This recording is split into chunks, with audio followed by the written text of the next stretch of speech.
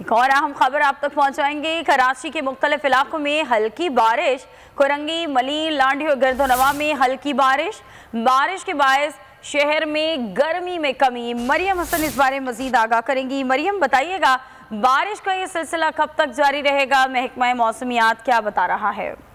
देखिए, शहर में जो है अचानक से शदीद गर्मी और अरेबियन सी में एक सर्कुलेशन मौजूद होने के सबब जो है शहर के जो मशरकी इलाके हैं वहां पर हल्की बारिश का सिलसिला जो है वो शुरू हो चुका है। महकमा मौसमियात के मुताबिक शहर के मुख्तलिफ इलाकों में आज हल्की बारिश और बूंदाबांदी का इम्कान जो है वो जाहिर किया जा रहा है। शदीद गर्मी के सबब जो है ये लोकल डेवलपमेंट हुई है, जिसके सबब लांडी, कोरंगी, मलीर, उसके साथ साथ स्टील टाउन, गुलशन हदीद और गुलशन मेमार में हल्की बारिश और बूंदाबांदी का सिलसिला जो है वक्फे से जारी है। याद रहे, गुलाब जो है गुज़िश्ता रोज भारतीय रियासत उड़ीसा से जो है वो टकरा चुका है और अब उसका रुख जो है वो भारतीय गुजरात की तरफ है। आज जी ठीक है मरियम, बहुत शुक्रिया। सब्सक्राइब करें और बेल दबाएं ताकि कोई खबर रह न जाए।